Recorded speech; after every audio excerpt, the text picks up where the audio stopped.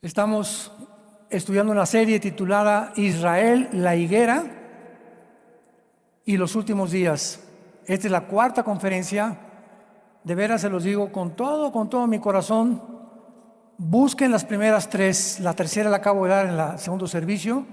Pero es una serie importantísima que nos dice qué está pasando en el Medio Oriente, el futuro de Israel, la iglesia e Israel, en qué tiempo realmente nos encontramos, porque hay una desinformación impresionante en los medios de comunicación y en las redes sociales. Así que mi pueblo pereció porque le faltó conocimiento, dice el Señor. En esta serie estamos tratando de ubicarnos claramente porque hay aparentemente en la Biblia algunas contradicciones, aparentes contradicciones. Una dicen es que nadie sabe el día y la hora. Es correcto, amén, nadie sabe el día y la hora del regreso de Cristo. Pero por otro lado, la Biblia también nos dice que sí sabemos las señales de los tiempos en que podemos vivir. Cristo en Mateo 16 les dijo a los fariseos que eran unos hipócritas porque podían distinguir los arreboles y cuando se juntaban las nubes podían decir va a llover, pero ellos no fueron capaces de discernir los tiempos en que Jesucristo iba a venir. Así que estamos viendo claramente en esta serie de qué forma el 14 de mayo de 1948 que Israel recobra su independencia nacional y su soberanía es una de las señales más grandes que Dios nos ha dejado para que nos ubiquemos en qué tiempo estamos. Porque si Israel no hubiera regresado en 1948, fíjense lo que les voy a decir, la profecía, por ejemplo, de Ezequiel 38 y 39 de Gog y de Magog, que es la tercera guerra mundial, no hubiera podido regresar y cumplirse esta profecía porque, como vimos en la conferencia anterior, Israel tenía que estar en su tierra para que se cumpliera la profecía donde el profeta Ezequiel dijo que cuando viniera la alianza de naciones a atacar a Israel, Israel tenía que estar viviendo en paz y con seguridad. Cosa que hace 2700 años, desde que Ezequiel escribió esto, Israel desde el 48 no ha tenido un solo día que no le estén lanzando bombas, misiles o cohetes. Si Israel no hubiera regresado en el 48, ¿cómo podían reconstruir el tercer templo? Ya ahorita se encuentra, ¿verdad?, el motivo de los rabinos de levantar el tercer templo de Israel. El Instituto del Templo se llama este proyecto, pero si Israel no estuviera en su tierra, ¿cómo iba ni siquiera a pensar levantar un templo? En tercer lugar, si Israel no hubiera regresado en el 48, ¿a quién iba a perseguir el anticristo? Todo Apocalipsis, la persecución del anticristo contra los judíos y contra nosotros, los que se salven durante la tribulación. Así que no cabe duda que desde 1948, estamos hablando, ¿verdad?, aproximadamente de 75, 76 años ya, Israel ha vivido un tiempo de guerra tras guerra tras guerra. En el 48 los atacaron y ganaron. En el 56, la guerra del Canal de Suez, los atacaron y ganaron. En el 67, 5 naciones árabes, Jordania, Egipto, Siria, Irak y Libia, los atacaron. Cuando en las probabilidades estaban casi al 50-1, pudieron de una forma milagrosa ganarles. En el 73, la guerra de Yom Kippur, los volvieron a atacar, volvieron a ganar. En el 73, 74, 75, cuando Yasser Arafat, discípulo de Husseini, un hombre que en el tiempo de los nazis se une con Hitler para acabar con los judíos. Hitler pierde la Segunda Guerra Mundial. Husseini, un egipcio, continúa en los 50 levantando y entrenando guerrilleros, grupos terroristas, para tratar de terminar lo que Hitler no pudo terminar: el exterminio de los judíos y de la nación de Israel. Donde estamos oyendo esta última semana, ya no nos vamos más atrás, esta última semana, Israel de una forma milagrosa acaba de acabar con Yahya Sinwar, el director principal y líder del grupo terrorista Hamas. Cuando hace un mes el presidente de Estados Unidos y Kamala Harris, que es la candidata ahorita a la presidencia de parte de los demócratas, le advirtieron a Netanyahu: no vayas a Rafah, que es la ciudad, el sur de Gaza, y donde el Mossad, que es el servicio de inteligencia de Israel, sabía que ahí se encontraban los principales líderes de Hamas, los que el 7 de octubre del año pasado, 2023 entraron y mataron a más de 1,200 civiles y se llevaron a más de 250 de rehenes. Quedan como 100 rehenes todavía, niños, jóvenes, adultos y de la cuarta edad, en manos de este grupo de terroristas. Hace 2 días acaban con este hombre en Rafah. No hizo caso Netanyahu ni Estados Unidos. El presidente Macron de Francia es que ya no le manden más armamento a Israel. Vamos a embargar las armas a Israel. Si Netanyahu hubiera hecho caso de esto, nunca hubieran encontrado a Yahya Sinwar, el presidente y el líder del grupo terrorista de Hamas. Ahora ya Hamas parece que está completamente extinguido. Antier, más de 600 terroristas de Hamas se hincaron y se rindieron a Israel. Ya no queremos pelear con ustedes. Dice en México: no le saques. Y ahora la guerra es al norte con Hezbollah, y lo mismo están: no entren por favor a Hezbollah porque quieren entrar con tropas. Hezbollah es un grupo terrorista también financiado por Rusia y por Qatar, que son las 2 naciones principalmente que financian a más de 7 grupos terroristas. Y están diciendo, ¿verdad?, es que si Israel entra al Líbano va a haber personas civiles muertas, etcétera, etcétera, cese al fuego. Y si ellos no entran a eliminar a Hezbollah, Israel tiene una obligación, como cualquier presidente, dictador o rey de cualquier nación de la historia de su nación. El presidente, el líder de una nación, tiene que proteger al pueblo. ¿De acuerdo? Y cuando somos atacados por una nación, imaginémonos que Guatemala nos comienza a lanzar misiles. ¿Vamos a cruzarnos de brazos? Y que Guatemala se meta y que se lleve de Quintana Roo a más de 500, 600 personas de rehenes. ¿Nos vamos a quedar cruzados de brazos? ¿El gobierno de México? No sería gobierno. Entonces, lo único que ha hecho Israel es defenderse y tratar de, eliminando los grupos terroristas, evitar y proteger en el futuro a su pueblo. Que no vuelva a suceder lo que pasó el 7 de octubre y lo que ha pasado ya hace 73, 72 años, que todos los días bombas y bombas y bombas y cohetes misiles. Ya estuvo suave, ¿no? Ahora sí nos vamos de veras contra ustedes. Y todo esto está completamente desvirtuado por los medios masivos de comunicación, las redes sociales, que están completamente y son antisemitas. Escuchen esto: la mayor parte de los gobiernos del mundo son antisemitas.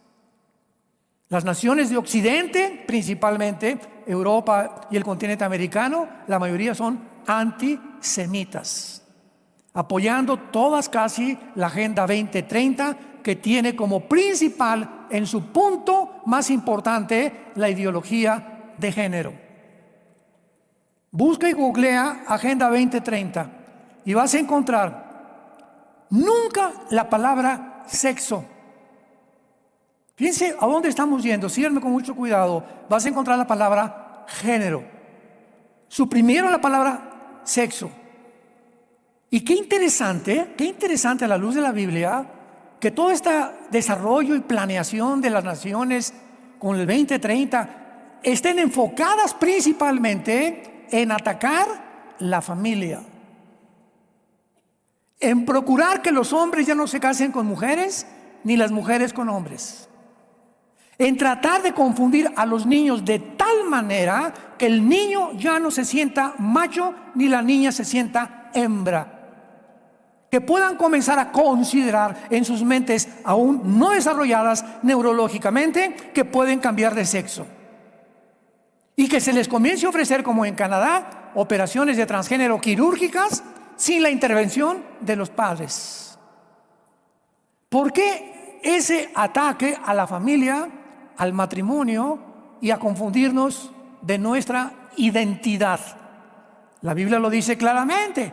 Si podemos considerar que estamos rodeados de un mundo invisible de tinieblas por el príncipe de las tinieblas, el padre de las mentiras, entonces el principal enemigo para el Satanás desde el principio de la creación, Génesis 3:15, la profecía a la mujer: de tu semilla herirás en la cabeza a la semilla de la mujer, y tú herirás a la semilla de la mujer en el talón. Desde el principio hay una guerra genética donde iba a descender el Mesías a través de casi 5,000, 6,000 años para que pudiera realmente venir como el libertador. Y desde entonces el propósito de Satanás es robarnos nuestra identidad. Escucha esto. Fíjate la mala estrategia de este ser que se llama Satanás, el diablo, el dragón, el príncipe Belcebú, el príncipe de las tinieblas, el príncipe de este siglo, en fin, todos los títulos que se dan. ¿Recuerdan ustedes Daniel capítulo 1? ¿Cómo comienza Daniel capítulo 1? Bueno, un rey en Babilonia llamado Nabucodonosor va a Israel y se trae a Babilonia, que es Irak. Cuando veas Babilonia en el Antiguo Testamento y se refiere a lo que es ahora la moderna Irak. Irak, Siria y Líbano. Apúntalo: Irak, Siria y el Líbano son la antigua Mesopotamia. Y cuando hablas de Babilonia, abarcaba el Líbano, Siria e Irak. Y Nabucodonosor da una orden cuando encuentran a 4 jóvenes, entre ellos Daniel, para que inmediatamente los entrenen para estar en el palacio sirviendo. Pero antes, y aquí ya vemos satánicamente el propósito, tenían que desprogramarlos, borrarles su religión, sus tradiciones, sus costumbres, su lenguaje. Y ya que estuvieran desprogramados, poder el imperio babilónico satánicamente listo para poder usarlos una vez que hayan perdido su identidad. ¿Qué es lo que está sucediendo otra vez? Porque el diablo quiere hacerte pensar que no eres lo que Dios te creó.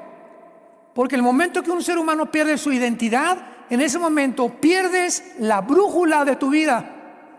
Cuando ya no sabes qué eres,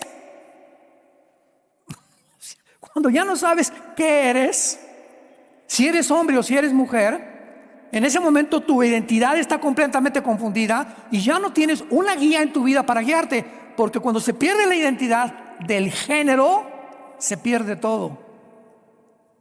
Y en ese momento te vuelves vulnerable a los ataques, a los dardos, como dice Efesios 6, del maligno en tu vida. Porque ya te puede manejar y manipular y puede meterte la identidad que él quiere en tu mente para que tú actúes conforme al nuevo programa que Satanás te mete a través de ideas que no vienen de la Biblia, sino que vienen del mundo secular. Y cuando la humanidad crece y las sociedades crecen y se desarrollan bajo este programa, es cuando sabemos que es una generación de psicópatas. ¿Quién es un psicópata? Psicológicamente hablando, es una persona, número uno, que le gusta ver a las personas sufrir.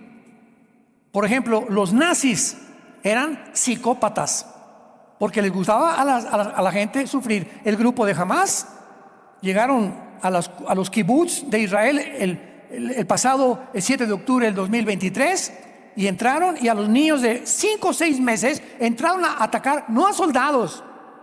No dirigieron su ataque a soldados israelíes, dirigieron su ataque a civiles. Y comenzaron con los niños de 5 o 6 meses nacidos a meterlos en un horno enfrente de los papás, en sus casas en microondas. A las mujeres abrirles con un cuchillo el vientre. A los papás sacarle los ojos enfrente de la mamá. Después cortarle las manos. Sí, las atrocidades que ellos hicieron no se consideran de psicópatas, no sé qué otra palabra o adjetivo calificativo se les pueda denominar. Y no solamente eso, sino que ahora el mundo entero, ¿verdad? En lugar de vamos a orar por los rehenes, por el amor de Dios, el día que secuestran a tu hija, a tu hijo, a tu bebé de 6 meses, ¿qué harías, verdad? Oren, por favor. No, el mundo dijo que liberen a Hamás. O sea, estamos en un mundo donde ya la gente ha perdido la brújula. Cuando llegan los estudiantes de la Universidad de Columbia, de Yale, de Princeton, de Oxford en Inglaterra, a desfilar en las calles, desde el mar hasta el río, ¿verdad? Libertad al mundo, a los palestinos, es cuando dices tú, ¿cómo pueden estudiantes se supone con un nivel académico para que estés en Harvard o en Columbia o en Boston o en Yale, pues tener una característica importante que es la inteligencia? No cualquiera estudia en estas universidades, pero ¿a qué grado están completamente tan desarticulados mentalmente, sin ninguna brújula, donde por un lado son muy inteligentes en cuanto a las materias y al conocimiento y a la filosofía, pero el otro lado de su cerebro está completamente desconectado de la realidad? ¿Es posible que haya seres humanos así? Que haya personas como Hitler, una mente impresionante de sabiduría, de conocimiento, de inteligencia. La red de inteligencia que hizo en Europa Occidental fue impresionante, y en Oriental también. Y la red que tenía en todo lo que él desarrolló como los sistemas de servicio secreto por Himmler, impresionante. Pero ese hombre, al mismo tiempo que tenía un conocimiento y una sabiduría diabólica. Entonces vemos que hay personas que son muy, muy inteligentes, pero son completamente brutas, completamente incapaces de concebir el mundo como es el mundo. Y es cuando una persona, en el libro de Oseas, dice el profeta, son tortas no volteadas. O sea, yo agarro una hamburguesa y la pones a freír, para que me entiendan, y le fríes la mitad de la hamburguesa y la sacas sin que la voltees, y la otra mitad se fría también. Entonces, cuando me la sirves, por el amor de Dios, la volteo y digo, oye, está bien cocida aquí, pero por este lado está cruda.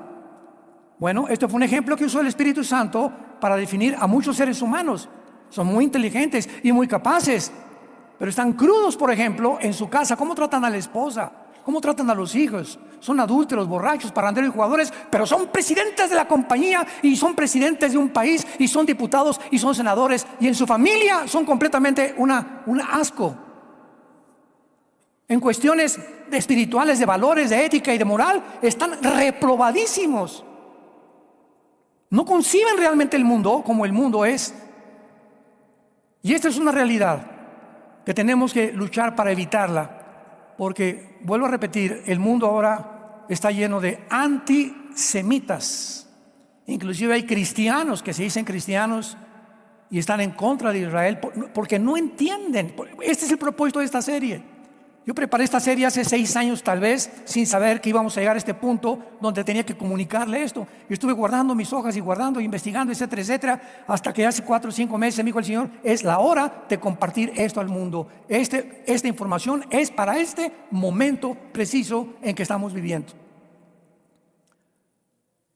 Vemos nosotros también que también se inventaron falsas doctrinas con todo este movimiento de mentiras que hay en las redes sociales, etcétera, etcétera, que hicieron creer a los cristianos que Israel ya había sido desplazado por Dios y que la iglesia había tomado su lugar. Se llama la teología herética del reemplazo. No, ya Dios no tiene que ver nada con Israel, ellos pecaron, los abandonaron, la iglesia ahora es el Israel de Dios, la iglesia ahora es la que se va a levantar. Y aunque hay cierta verdad en esto, no es una verdad completa, porque siempre una mentira con un poquito de verdad surte mejor efecto. Cuando las tinieblas tienen un poquito de luz, surte un mejor ejemplo. Entonces se comenzó a enseñar esto, ¿verdad? Y reemplazaron a Israel, y las promesas de Abraham, que es incondicional a Israel, no la tomaron en cuenta. Borraron de la Biblia Romanos 9, 10 y 11, 3 capítulos del libro de Romanos, que es Romanos es la constitución de la iglesia cristiana, porque están las principales doctrinas esenciales de la palabra de Dios. Esos 3 capítulos los dedica el Espíritu Santo a enseñarnos que no nos envanezcamos por el hecho que Israel haya caído, sino que recobremos realmente nuestra mente y sepamos que Dios no ha olvidado a Israel.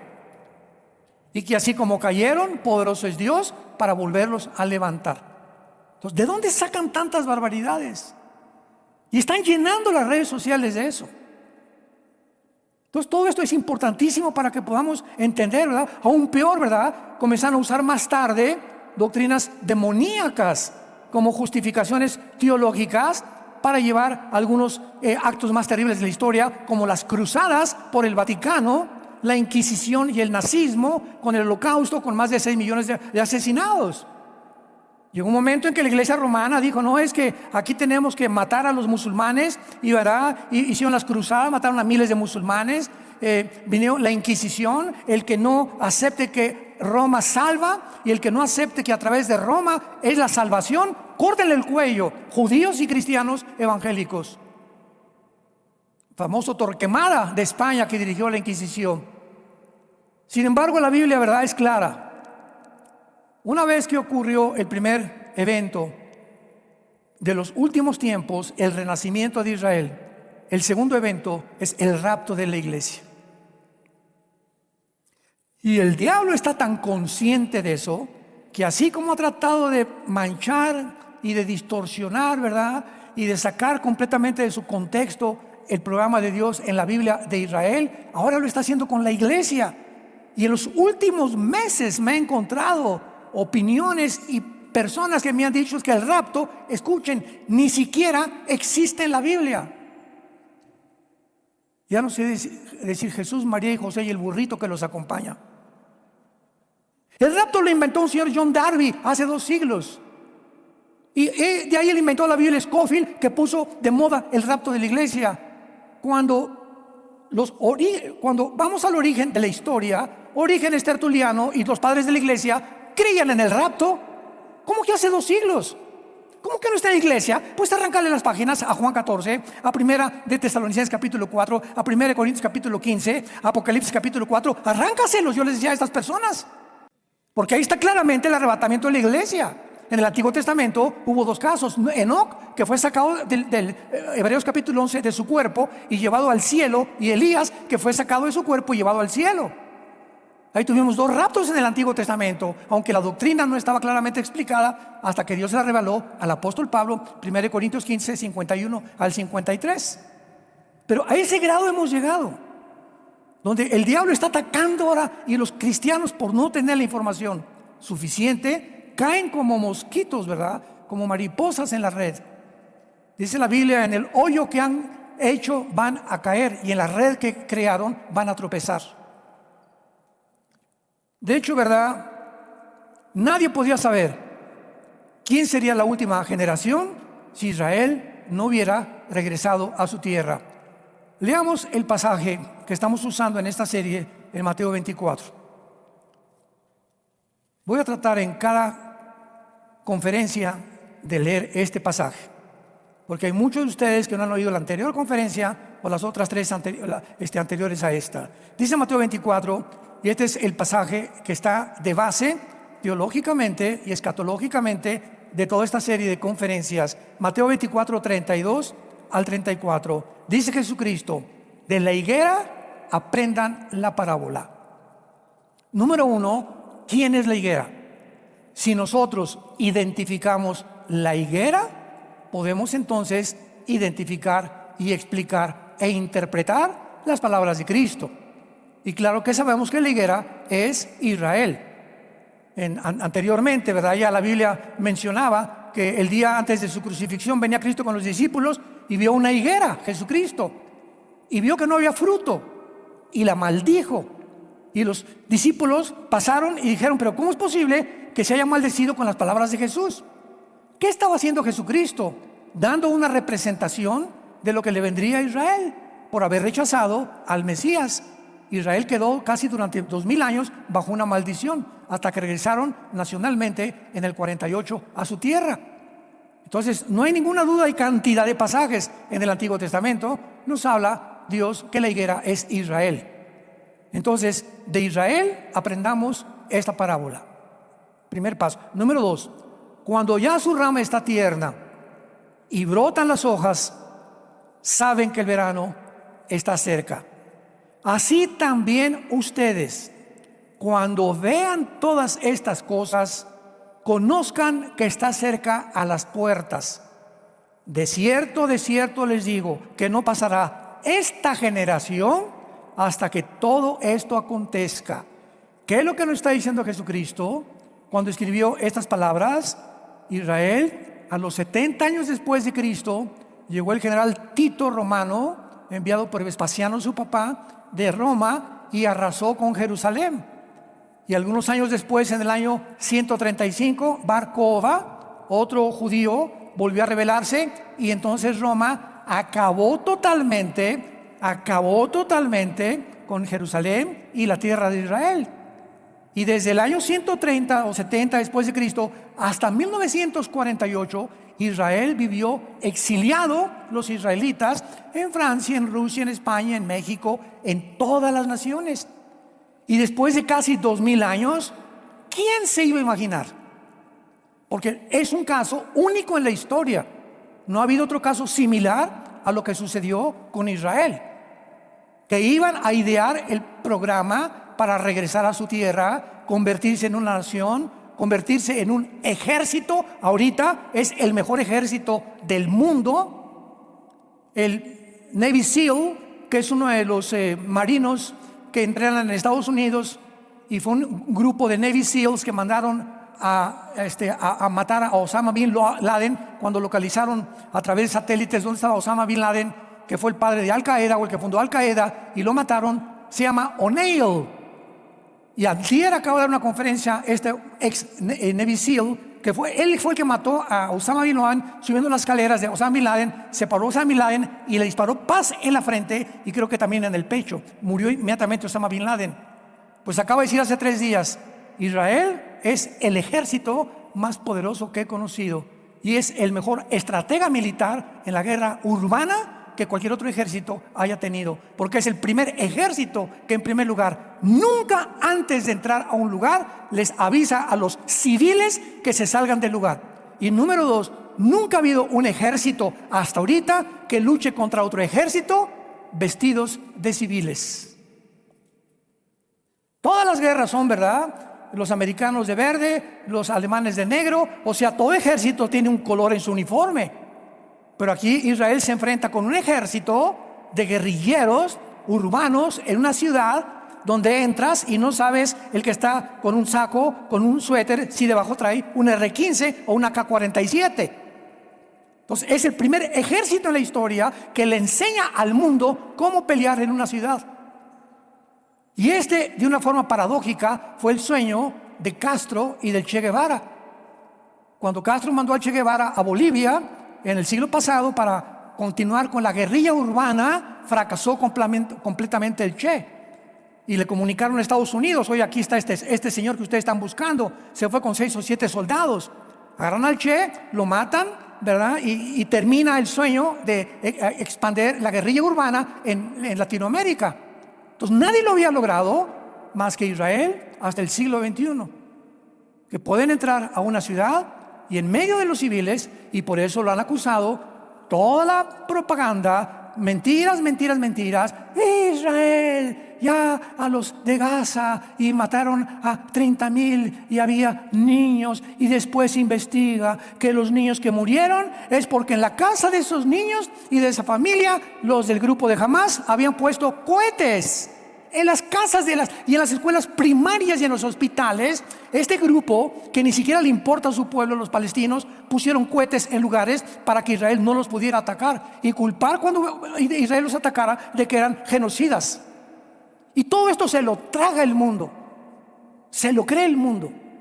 Impresionante, increíble, al grado que hemos llegado de desinformación y de credibilidad de un mundo dominado por el padre de las mentiras, que es Satanás. El otro día, hace como 3 o 4 días, hubo una entrevista. Una señora que se llama Adela Micha, que es judía, entrevistó a un historiador. Buenísima entrevista. Y ella le pregunta al historiador: he oído pocos historiadores como este muchacho, también informados sobre el Medio Oriente, en toda mi vida como la información que él tiene. Y cuando ella le estaba preguntando acerca de esto, ¿verdad? Le estaba preguntando, pero ¿cómo es posible que Israel pueda no perder?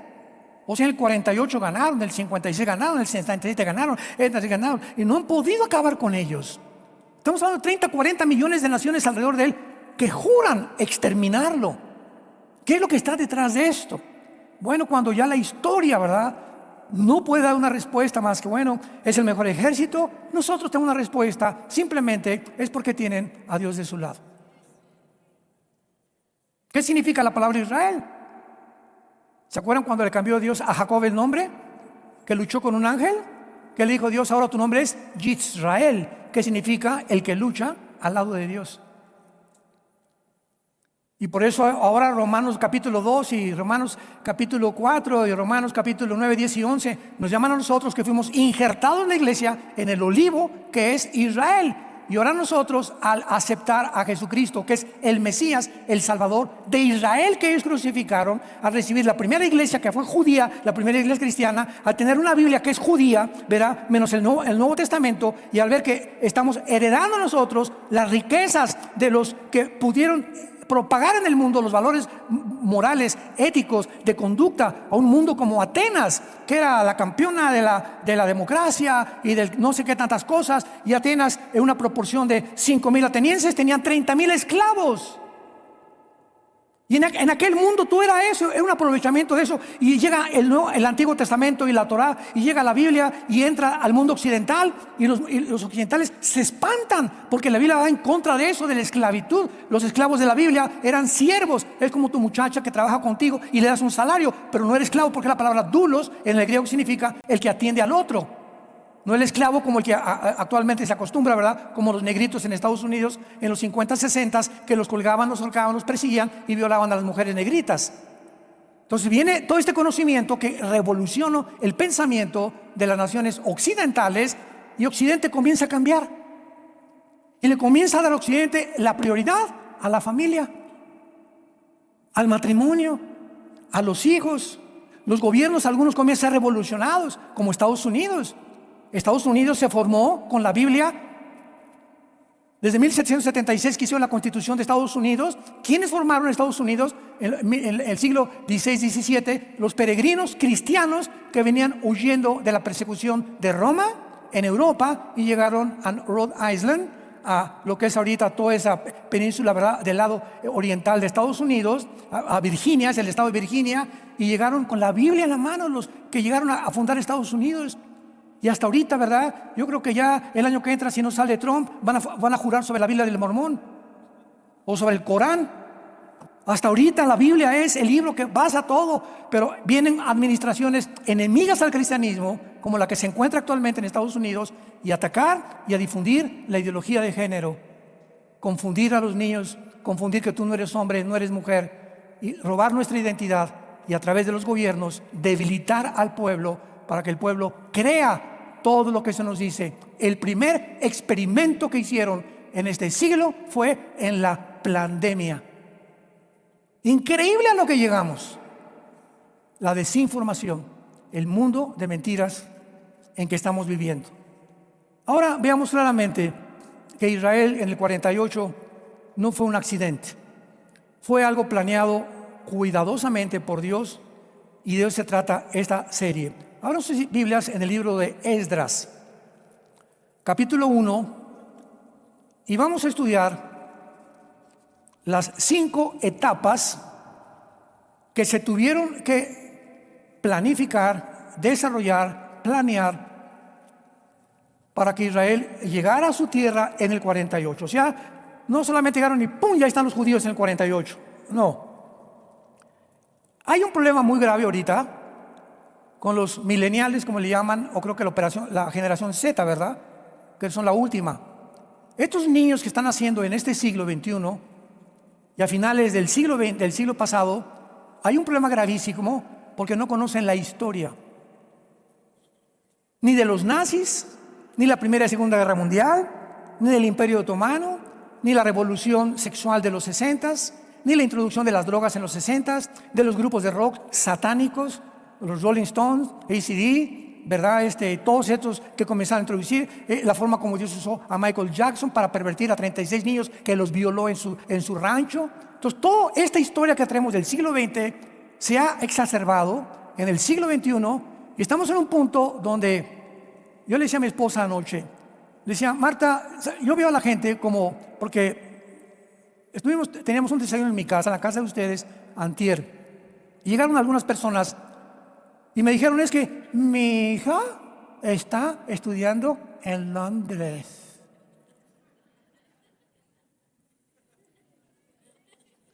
Pirruris. O sea, conversaciones tan vacías y tan vanas, ¿no? Y le dije a mi esposa, oye, ¿no le has platicado aquí a la mamá, a tu amiga, que supone que es cristiana la mamá, que Londres se encuentra ahorita en manos completamente de los musulmanes radicales? Que 53 naciones de Inglaterra estén en manos y dirigidas por musulmanes, que está el índice más grande que hay de crímenes de violencia y violaciones en Inglaterra actualmente. Y ella dijo, no, es que mi hija no se mete con los musulmanes. Le dije, mire señora, el mundo está así, cada quien nos metemos en una burbuja y lo podemos hacer, ¿verdad? Donde yo me puedo ir a un rancho y olvidarme de lo que está pasando en el mundo, no hay ningún problema, ni lo que pasa en México, ni por aquí, por allá. Pero cuando nos metemos en una burbuja y vivimos en medio de un caos, de un tsunami, de vientos que están soplando tan fuerte, y pues a mí no me importa lo que esté pasando, yo estoy aquí en mi mundo. Ese es el mundo que Cristo vino a rompernos y decirnos, es que ustedes ya no viven para ustedes, vivamos para los demás. Cuando se entrevistó a Adela Michal, le preguntó a ese historiador, ¿qué hacemos nosotros? Porque tú crees que pueda sobrevivir Israel. Y es imposible porque, dijo, todos los gobiernos en el mundo están completamente antisemitas contra Occidente. Y ese historiador, de una forma muy sabia, contestó, ahora es el tiempo de nosotros. Le dijo, Adela, te doy gracias por la plataforma que me has permitido hablar a este mundo. Y así tenemos que hacer. Ahora somos nosotros la gente la que tenemos que salvar. Nuestros gobiernos no nos van a salvar. Metamos esto en la cabeza. La mayor parte de los gobiernos están en la Agenda 2030, la mayoría son antisemitas, la mayoría son de izquierda. No esperes nada de ningún gobierno, ni de Estados Unidos, ni de México, ni de Inglaterra, de ningún lado. Ahora, el pueblo tiene que despertar. Y ahora como se usa el wokismo, que es el despertar a aquellos que estaban atormentados y que lo están convenciendo que se levantan en contra de los que tienen, es la forma en la que los cristianos tenemos que despertar ya y cubrir con la sangre de Jesucristo nuestra vida, con el escudo de la fe, la espada del Espíritu, pelear la buena batalla de la fe y decirle al mundo la verdad.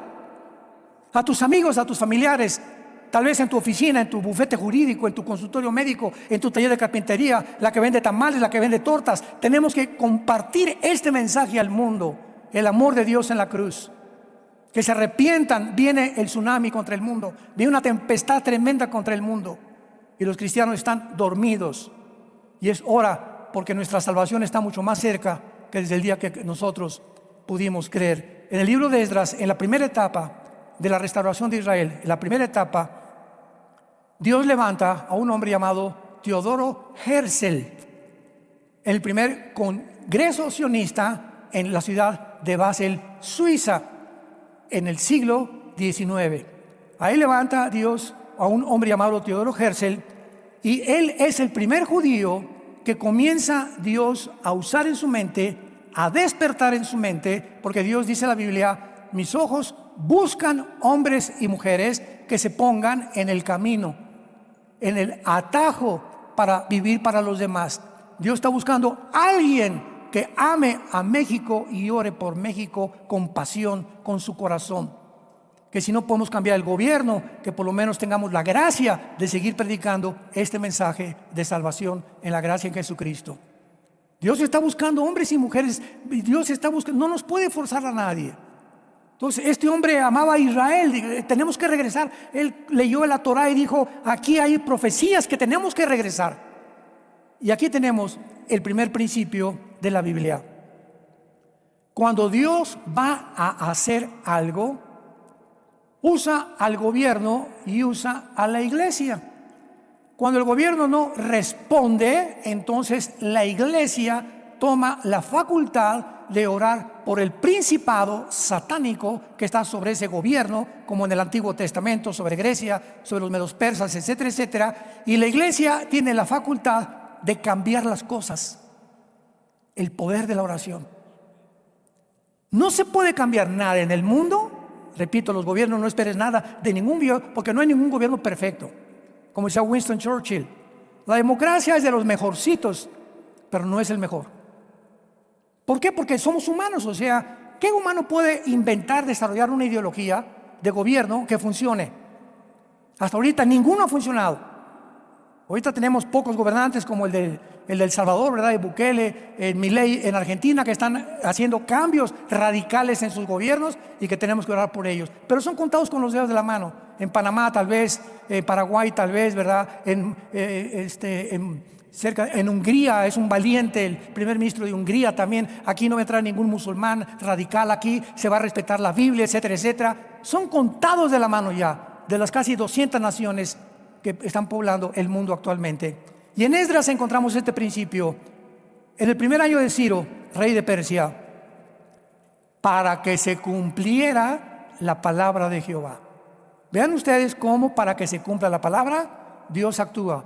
Pero el que no conoce la palabra de Dios no puede hacer que se cumpla la palabra de Dios. Para que se cumpliera la palabra de Dios, despertó Jehová el espíritu de Ciro, rey de Persia, que es actualmente Irán. Y Ciro no era cristiano. Entonces Dios despierta el espíritu de un gobernante. ¿Y qué hizo el rey de Persia? Hizo pregonar por escrito por todo el reino, diciendo: así ha dicho Ciro, rey de Persia: Jehová, el Dios de los cielos, me ha dado todos los reinos de la tierra y me ha mandado que edifique casa en Jerusalén, que está en Judá. Dios quería levantar ya a su casa, su templo, su ciudad de Jerusalén, y comenzó con un gobierno. Y una vez que despertó al gobierno, se fue entonces ahora con su pueblo. Versículo 4 y 5. Versículo 5. Entonces se levantaron los jefes de las casas paternas de Judá y Benjamín, los sacerdotes y levitas, todos aquellos cuyo espíritu había despertado Dios, para subir a edificar la casa de Jehová, la cual está en Jerusalén. Dios tuvo primero que despertar a Teodoro Herzl, y al mismo tiempo despertó el espíritu en Inglaterra.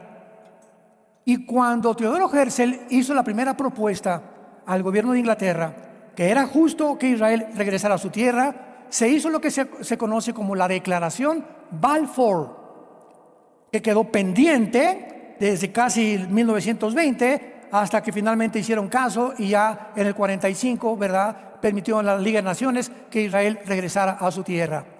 Pero en la primera etapa, Dios siempre prepara hombres y mujeres. ¿Se acuerdan el libro de Santiago? La oración del justo puede mucho. Elías oró y 3 años y medio no llovió. Y él era un hombre sujeto a pasiones, igual que tú, igual que yo. No tenemos la mínima idea del poder que Dios ha puesto en nuestras vidas cuando somos hombres y mujeres de oración. Cuando Dios ve a un hombre junto a su cama en las mañanas siempre, o a las 3, 4 de la mañana, a una mujer hincada o sentada, no importa la posición que tengas, para orar, intercediendo por su esposo, por sus hijos, por su trabajo, Dios va a abrir las puertas de los cielos y no te imaginas las bendiciones que va a derramar sobre tu vida y tu familia. No te imaginas. Pero sin fe es imposible agradar a Dios. Y esta fue la forma como inició el despertamiento de Israel. Lo seguiremos viendo en las siguientes conferencias. Inclinemos nuestra cabeza y digámosle a Dios en este momento: bendito sea el Dios y Padre de Jesucristo nuestro Señor, que nos ha hecho renacer para una esperanza viva por medio de Jesucristo entre los muertos, para que vivamos una vida diferente a los demás. Saquemos de nuestra vida el egocentrismo, el solo yo, mis intereses, mi dinero, mi casa, mi destino, mi futuro. porque ya no vivimos para nosotros mismos, sino para aquel que dio su vida en esa cruz y que resucitó para darnos una nueva vida. Y comencemos a interceder ya y a preocuparnos no solamente por nosotros, sino por un mundo necesitado, un mundo que se encuentra a la orilla de un abismo, un mundo que clama, gente estresada, angustiada, incierta del futuro. ¿Qué pasará si cae el dólar? ¿Qué pasará si sube el petróleo? ¿Qué pasará si me quedo sin trabajo? ¿Qué pasará si tengo una enfermedad? En mí tendrán paz, dijo el Señor. Mi paz les dejo, mi paz les doy. No tengan miedo, mi pequeña manada.